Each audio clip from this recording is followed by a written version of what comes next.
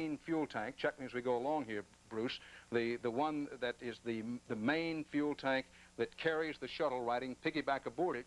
But these are the solid rocket boosters that actually are responsible for the early stages of the launch. Now, that being our little model and putting people somewhat in the picture, Bruce, if you'd continue as to what may have happened 1 minute and 12 seconds into launch when the space shuttle apparently exploded this morning. Dan, it appeared that two things happened to us as we were watching. First, as it left the shuttle pad, it appeared to be one of the slowest liftoffs that any of us have seen. However, this is a different launch pad than they have used before. But as you said, at 1 minute and 12 into the flight, the solid rocket boosters, the two white tanks that you just showed us, normally just fall away at 2:07 into the flight. However, at about 1:12 into this, they went a different direction. They did not fall away.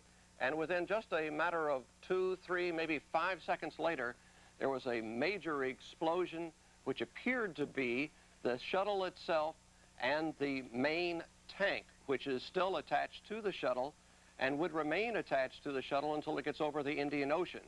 That normally drops over the Indian Ocean, and the shuttle goes on into orbit from there. Bruce, we want to replay the videotape of the launch this morning, and perhaps you could help me as we go along and describe what is happening. We also want to listen to mission control. Engines throttling up, 3 engines now at 104%. Challenger, go at throttle up. Everything is normal there, Dan. And you can see a very good shot. There it is. That is the explosion. 15 seconds, velocity 2,900 feet per second. And there is the second explosion. As you see, they appear to go off in two separate directions. But it is that first main explosion. And we see here, in reality, I think that is a large piece of debris, the remains, getting ready just to float into the ocean.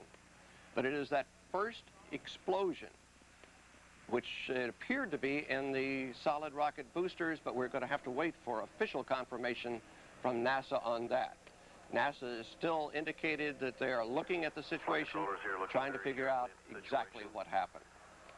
Bruce, we're told that mission control now says that parts of the spacecraft fell at 28.64 north latitude and 80.28 degrees west longitude. That would be just a few miles off of Cape Canaveral, and what are described as rescue vessels and personnel have been dispatched to that scene. Now, I want to again use our little model here, if we may, that what Bruce Hall was saying, nobody knows what happened aboard the space shuttle this morning when it exploded 1 minute and 12 seconds after launch. What Bruce has raised, what we do know is the space shuttle having been launched, the component parts of it, the space shuttle itself piggybacking on this huge fuel tank, but lifted into orbit by the solid rocket boosters on the side. Now, given where the space shuttle was, and given the circumstances of the explosion, Bruce pointed out that one of the hypotheses being put forward is that the explosion originated in these solid rocket boosters.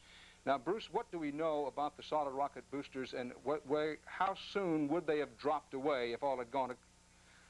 Before you do that, Bruce, Larry Speaks is now briefing at the White House, and we go directly to the White House for the Speaks briefing.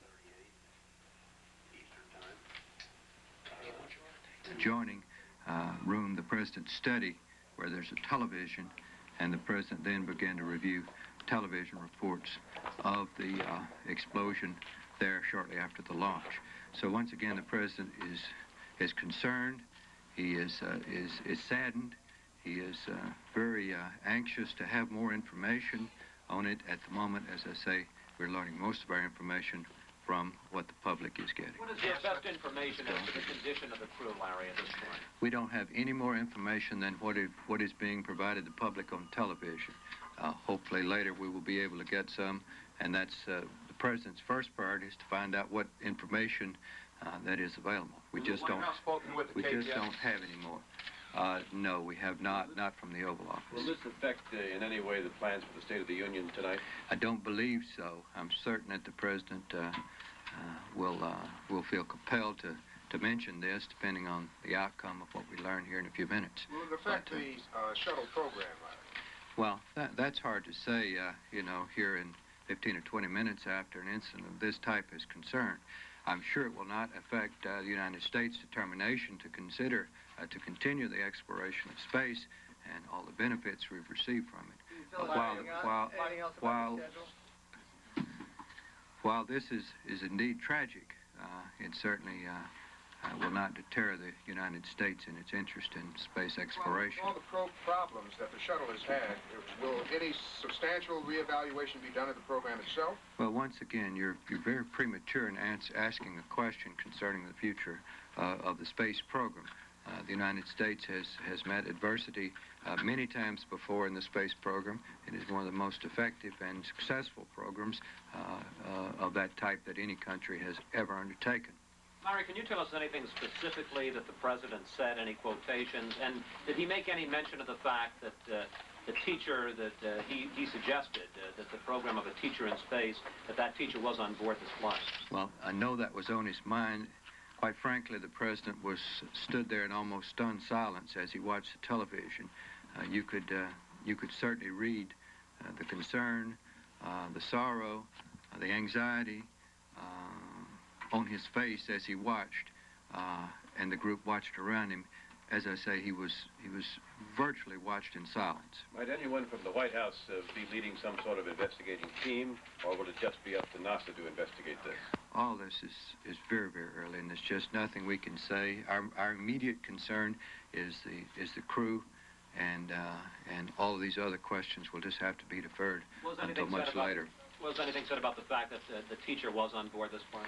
Well, it was something that was on all of our minds, that we did have the first teacher in space, really the first civilian, so to speak, other than our members of Congress who have flown in space, and certainly that's on our mind. Are there any scientific aides who have been able to say that they could survive such an explosion as witnessed? Just don't have that kind of information You yet. said that the Vice President, Admiral Poindexter, informed the President. How did the White House learn about it? I'm certain that we probably learned it from the news media, as we do many times when incidents like this occur unexpectedly. Might this influence the decision about whether other civilians will be allowed on the shuttle from now on, Larry? Once again, all of these questions, our immediate concern is for the fate of the crew, to find out exactly what has happened to those 7 people aboard. All of these other questions we'll just have to wait till later. Dale? Tell us anything about what the President's schedule, how the President's schedule is changing now? The President's schedule has not changed. He will keep on with what he had planned today and the State of the Union tonight. And once again, I think the only change in his schedule would be to simply be updated and try to seek the facts in this. Will the President be making a phone call to the families, Larry? I just don't know. It customarily does, but we're going to wait till we find out what the facts are. Larry, he watched in silence, but were there no quotes that you could give us? Nothing. It was virtually in silence. Are you going to know what's being done now, Larry, in terms of searching for? No. That all of that information we just do not have yet. Dale, you had one question and you want to go? Okay. What are your plans? What are your plans about briefing the rest of the afternoon on this? Well, I think once we find out what the facts are and particularly what the fate of the crew is, then we'll be prepared to say something. Larry, did you detect any sign of emotion as the President watched? Was he shaking his head? Concern, anxiety, silence. Reagan spokesman live from the White House. For those of you who may just now be joining us, this is a CBS News special report. Dan Rather, CBS News in New York, with Bruce Hall, our veteran space correspondent, at Cape Canaveral in Florida. Space Shuttle Challenger apparently exploded into a gigantic fireball moments after liftoff today, about a minute and 12 seconds after liftoff.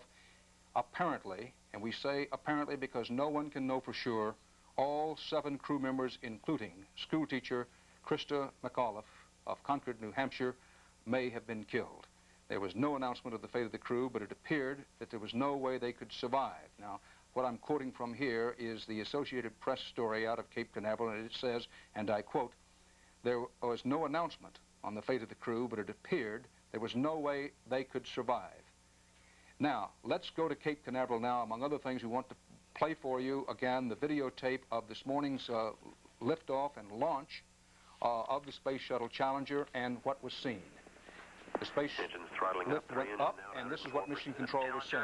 Go with throttle up. Roger, go with throttle up.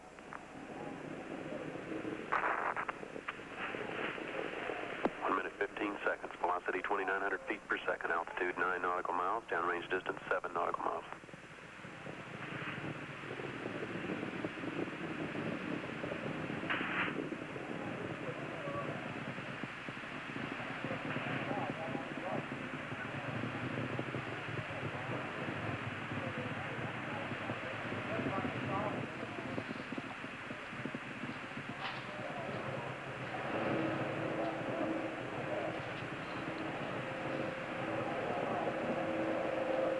This is videotape of... Flight controllers here looking very carefully at the situation.